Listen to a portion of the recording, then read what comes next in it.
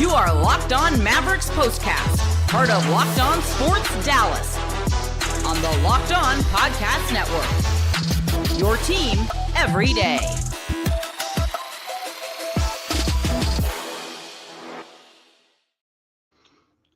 Well, this is the game we've been waiting for since the trade went down. It finally happened tonight.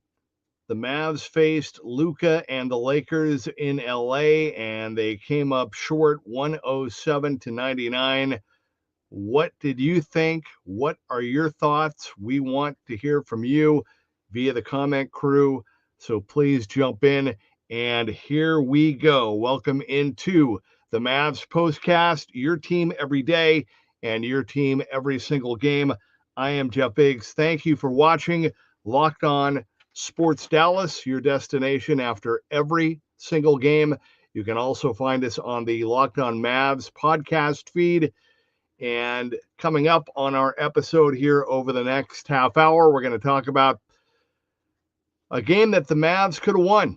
It was right there. The game was tied 91-91. They had a chance to win. We'll talk about what happened down the stretch. We'll also talk about how very quietly, for all the talk about Luka and everybody else, Kyrie Irving kind of stole the show with a game-high 35 points. And we'll talk about some of the other numbers from this one. But got to start right away with the Biggs takeaway, and that is just a weird game, weird night. I think for me, I was excited and looking forward to it, but at the same time, there was still a part of me that was a little bit sad is the word. I don't know what the word is, but just still weird seeing Luka in a Laker uniform. There were times during the game when I had to remind myself, oh yeah, that's right. He's not with the Mavs anymore. And it was just weird seeing all the guys on the floor, and it was just different. I thought the Mavs did, all things considered, as shorthanded as they are. I think they played it about as well as they could, at least as far as handling Luka. Yeah, he went off for a triple-double, his first as a Laker. But they made him work. They made him give up the ball. He didn't drop 60 or 50 or anything like that. And again, the Mavs really, this is not to diminish the Lakers. They got the win 107-99. But I think if you're the Mavs and you're Jason Kidd and you're anybody that was able to make a couple of shots, you're thinking, man, we should have won this game. We had a chance. It was right there.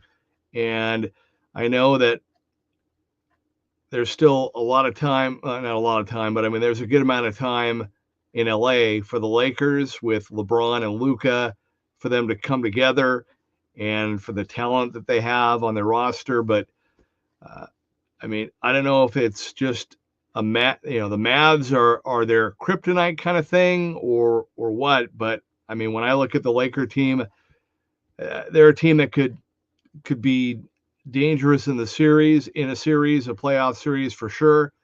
Tough to beat 4 times, but I don't see them beating. I don't see them beating the upper echelon teams in the West. We'll see. We'll see how that goes. But as for the Mavs, tonight you clearly saw the lack of depth and deficiencies, and we'll get into some of the numbers, but literally, the shots were there, the opportunities were there, and they just didn't knock them down. And that surprising, because like we talked about after the blowout loss on Sunday, I thought, okay, as bad as that game was, this game tonight, everybody would be locked in and on their game and sharp. And unfortunately, the shots just did not fall tonight, and they were not able to get it done. But it was just a weird game. I guess you could say glad it's over with. Just the whole vibe was kind of weird. TNT had kind of their B crew, and it just didn't didn't have the vibe that I was kind of expecting going in for sure. And I don't know. I thought there might be a little more. I mean, it was an entertaining game. It was fun. It was back and forth, and it was close in the second half. All that was good, but I don't know. Didn't really didn't move the needle for me too much, other than, like I said, it was kind of bittersweet seeing Luka again. Kind of stirred up all of those thoughts and all of those emotions and all of those feelings of the trade and being upset about the trade and everything else. And so that was kind of weird to kind of go back to all that. We've been able to kind of block that out and kind of put that out of our minds. But tonight with this game, I mean, everything was there front and center. And so that part was, like I said, that was kind of weird. But I think for me, just, I took exception because at one point during the game, they were talking about different teams in the West and kind of fawning over the Lakers. And, you look at this Mavs team and, they can get some healthy bodies and get some of their bigs back. I mean, we're having a completely different conversation about a lot of things. And so I guess the good news is, I mean, it sounds like Anthony Davis might be able to come back in mid-March. And to me, that's better than late March, right? Or April. So, I mean, if he can come back and there's some time, and, we'll see about, I would think Daniel Gafford should be back by then as well. And we'll see. I mean, the rest of the team, I mean, they're battle tested, they're ready to go. And so that will be, that will be something to look forward to. But this one tonight, give the Lakers credit. They knew that the Mavs didn't have their bigs. They knew that it was going to be very difficult for Dallas to protect around the rim. And hey, I mean, LeBron, you can say what you want about where he is at this point in his career, but he's still playing at a really, really, really high level, and he's smart, and he knows how to play the game. And sometimes in games like this, it's, a couple of shots here, a couple of stops there, and that's all it takes. And sure enough, that was the difference down the stretch. Again, it was 91-91, and the Mavs were right there. I mean, they easily could have won this game. I mean, it was ripe for the taking. They really had a chance. I mean, they held the Lakers to 19 points. I mean, think about that. You're the Lakers, you're home, you're taking on a Mavs team that is, to say they're shorthanded, would be the understatement of the season. And it's Luka's first game against his former team. You're at home, huge nationally televised game, and you come out of the locker room and the Lakers scored only 19 points in the third quarter, and they were outscored 26-19. So, I mean, the Mavs, they were there. They had a chance, and they just could not get the shots to fall. Really, for a lot of the season, they have fallen, and the Mavs have done a pretty good job this season in finding ways to win some of these close games, and they're able to get the stops, but they were not able to do it tonight, and they lose in LA to Luka and the Lakers 107-99. Luka, his first triple-double in purple and gold, 19 points, 15 rebounds, 12 assists, 3 steals, 2 blocks, only 2 turnovers. Did have the technical foul, but still just very quietly put up the triple-double in 35 minutes. LeBron had 27. Hachimura had 15. Jackson Hayes was a very solid 8 for him. And Austin Reeves had 20, including 3 3-pointers. So big win for the Lakers. All right, we're going to take our first time out. And when we come back, I want to talk more about some of the numbers and what I thought happened in this game. And also, we'll talk about Kyrie and his big night. Also, Dwight Powell back tonight. He had some good moments, had some tough moments where you could tell he's been out for a while, and that was tough, especially on the defensive end. But we'll get into all of that and more as we keep this show going. But we want to hear from you via the comment crew. So please jump in, share your thoughts on the game. What did you think about tonight? What was it like for you watching? What was it like to see Luka in the purple? Was the game what you thought? Better, worse, anything? We want to hear from you via the comment crew. So please jump in. Again, 107-99, the final. This is the Mavs Postcast. All right, well, you know what time it is, and it's that time of the year, right? And we want to tell you about what is going on for NBA fans to get ready, because they swoosh and you save. And that is thanks to Dash Pass. Every time a player drops 50 or more points in a game, you score a huge deal the next day. Now, it's really simple. When any player scores 50 or more in a game during this regular season, Dash Pass members get 50% off an order, up to $10 off the next day from noon to midnight. Now, here are a few ways you can take advantage of this deal. Late night cravings. So whether you're staying up late watching highlights, or maybe it's a late night like tonight when the Mavs are on the West Coast, or you just need a midnight snack, you can use Dash Pass to grab something delicious while saving big. How about lunch on the go? You need a quick and easy lunch the next day. Well, with Dash Pass, you get your favorite meals with 0 delivery fees and reduced service fees. Plus, now you can save even more with this exclusive NBA offer. And if you're fueling your watch party and planning to catch the next game, order your go-to snacks and meals at a discount and get ready for more high-scoring action.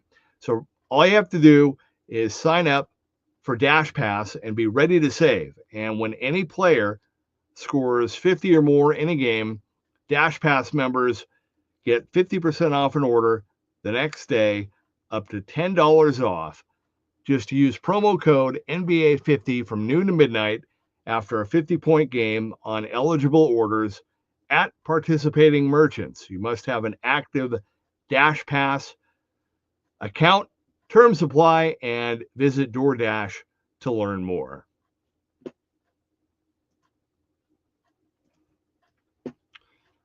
Okay, welcome back to the Mavs Postcast on this Tuesday night. The Mavs fall in LA to the Lakers 107-99. And you look at the way that this one started. Luka missed his very first shot.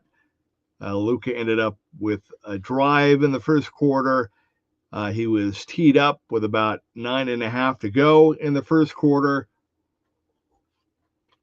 That's when Kyrie kind of stepped it up and set the tone for his night with back-to-back threes, one of them off a steal. And then Luka hit back-to-back threes, but then one was taken away because he stepped on the line. But in the first quarter, the Lakers won the first quarter 28-20. Kyrie had 14 in that first quarter. Luka had already in the first quarter 9 points, 7 rebounds, and 4 assists. But the Mavs shooting in the first half, 7 of 29. I'm sorry, in the first quarter, 7 of 29, 2 of 11 from beyond the 3-point line. All right. And then in the second quarter, had a nice put in for Dwight Powell. Again, Max Christie, the former Laker. I mean, it was a big night for him, too. He was back in LA facing his former team. He scored. Kessler Edwards had a couple of baskets. It's been rare. If you noticed, when the second half started, it was actually Dwight Powell in the starting lineup, not Kessler Edwards. So that was noteworthy on that front. But Max Christie had a nice block. He was also blocked by Hachimura at one point early in the game. And at the half, it was 59-51 in favor of the Lakers. Luka had 12, 12, and 7 at that point. But I love the way the Mavs finished that first half. And that led me to believe that, okay, they're not going to let the game get away like we saw on Sunday at Golden State. The Mavs finished that first half with a really nice 12-4 run, got it down to 8. The Lakers had gone up by 16 at one point in that second quarter, and the Mavs did a really good job, even though the Lakers had a 13-3 run. The Mavs came back. It was 59-58, and then the third quarter, you're thinking, man, okay, I mean, the Mavs really have the chance now to win this game. I mean, it was a 1-point game after the third quarter, 78-77. Klay had some big shots. Then you had, unfortunately, Dante Exum took the elbow from LeBron James. That was a key moment. But nonetheless, it was a 1-point game heading into the fourth. And then midway through the fourth, it was tied. In fact, it was, again, 91-91 with a little over 5.5 left to go. And unfortunately, the Lakers were outscored down the stretch 1-0. They were outscored 16-8 and 16-6, excuse me. And that's why they ended up losing. Luka had a basket. Luka had that nice give and go. They went back and forth with LeBron, who hit that last second three. That was a dagger shot, and then LeBron had the dunk.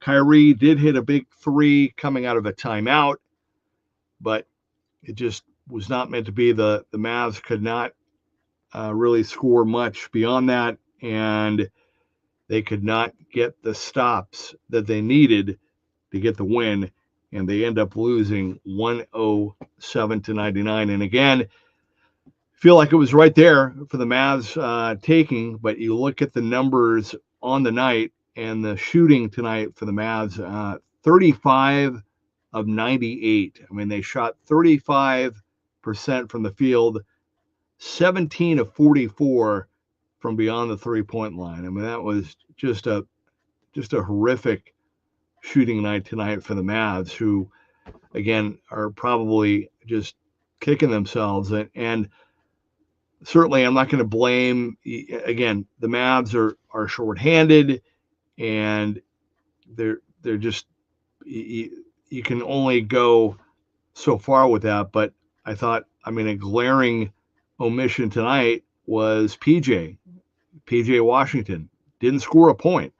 I mean, PJ Washington did not score a point in this game.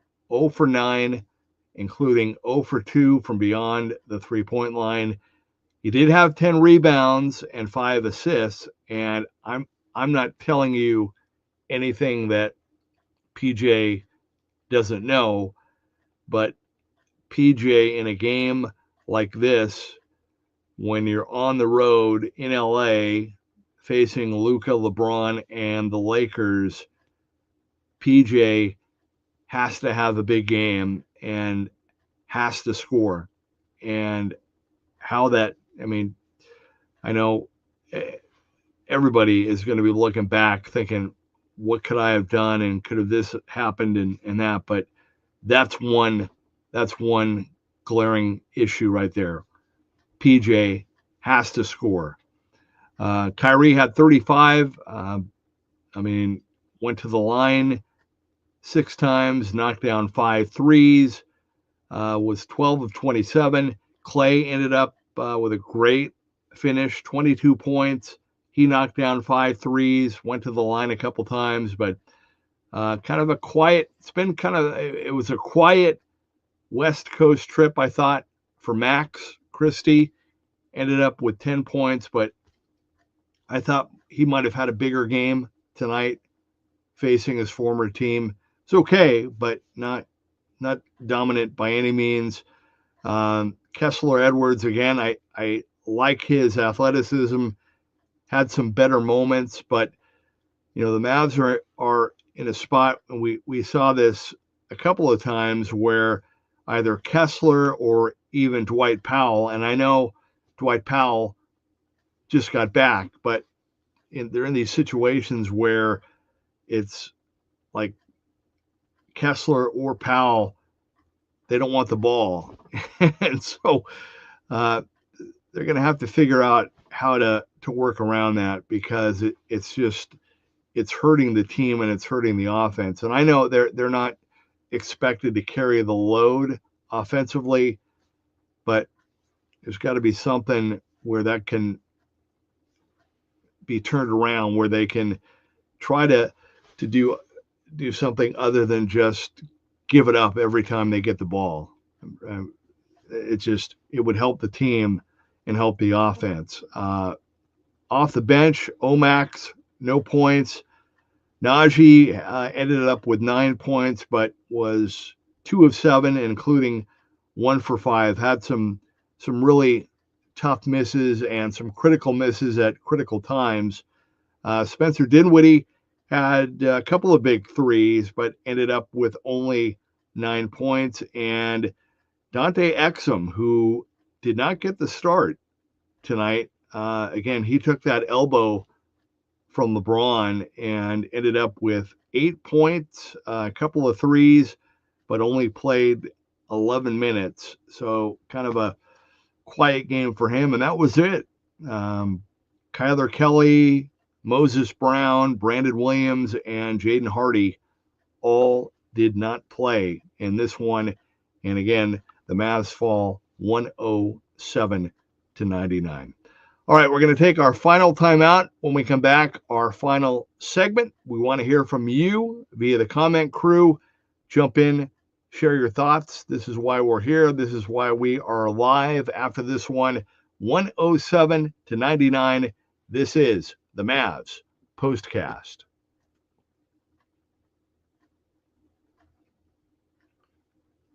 And we are literally taking our brief final break, and we're going to finish things up right now. Okay, welcome back to the Mavs Postcast. The Mavs fall in LA to Luka and the Lakers 107-99. Again, I thought Jason Kidd did a really good job defending Luka tonight. The plan was basically, hey, we're not going to let you just go off. We're not going to let you just drive to the basket at will.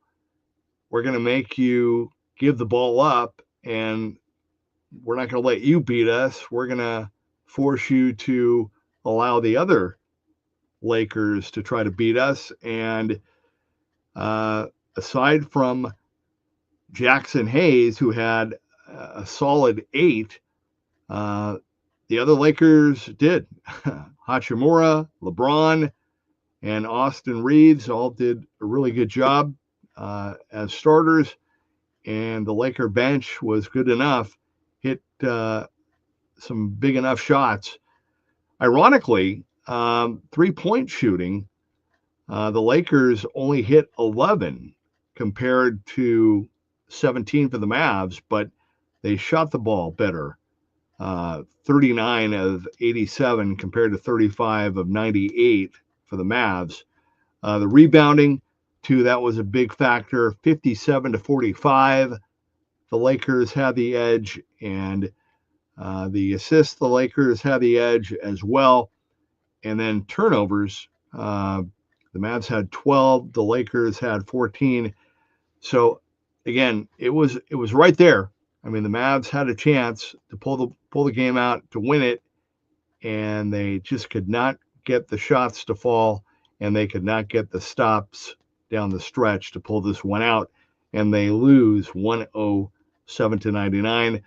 After the game, there were hugs, and Luka did his thing.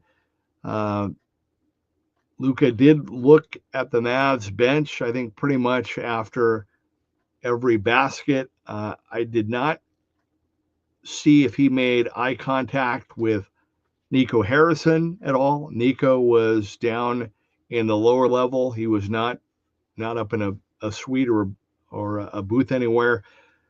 So I'm sure we'll hear more about what happened and what it was like and what everybody had to say after the game in the locker room. But the bottom line is this game is over now. They got it out of the way. I'm sure it's been on their minds. Everybody, including us, has known that it's coming. And again, it's here. It's over. And unfortunately, the Mavs came up short. But you figure both teams will look a lot different when Luka and the Lakers come here to Dallas on Wednesday night, April the 9th. So that will be the next big one that we will target and that we will look forward to. But the final in this one, 107-99. And so after two tough losses in California that snapped the Mavs' 3-game winning streak, the Mavs will now return home for what I think is a very important 3-game homestand. Again, right now, where they're at in the standings, in the number 8 spot in the West, I mean, you just want to try to get as many wins as you can until you get help and get bodies back. I mean, it's just survive and hang in there and buy time. And so you got 3 games coming up with Charlotte, Milwaukee, and Sacramento. So an opportunity, you would have to think, at least on paper, to win a couple of those games, especially at home, before going back out on the road. And then, again, the Mavs are going to have another 1-game road trip to Milwaukee and then back home for a couple of big weekend games next weekend, not this weekend coming up, but March 7th and 9th against Memphis and Phoenix. I mean, those are going to be really, really big games. So, but Thursday night, the Mavs are going to be home to take on the Charlotte Hornets. I will be with you after that game, so please join us.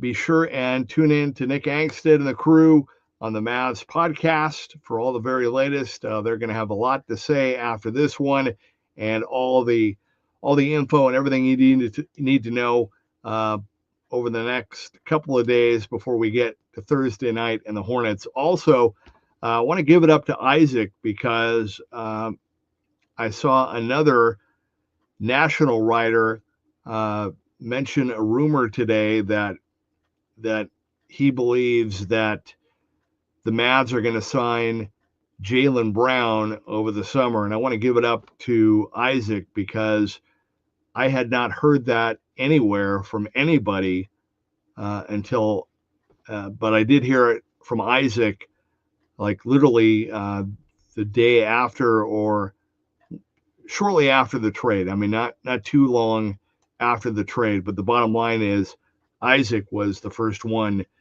that mentioned that possibility. And of called it a dark horse. So props to him. He was the first one to get it out there, and we'll see. I mean, the summer is a long ways away. But in the meantime, big game, must-win game coming up on Thursday night when the Mavs return home to host the Hornets. Hope you'll join me. I know this one is a late one tonight, but back in the Central Time Zone on Thursday night, and hopefully you'll join me after the game. We'll get your thoughts. We'll talk about it, and hopefully the Mavs will be able to bounce back and get a win at home against Charlotte. The final, though, tonight, the Mavs fall in LA to Luka and the Lakers 107-99. This has been the Mavs Postcast.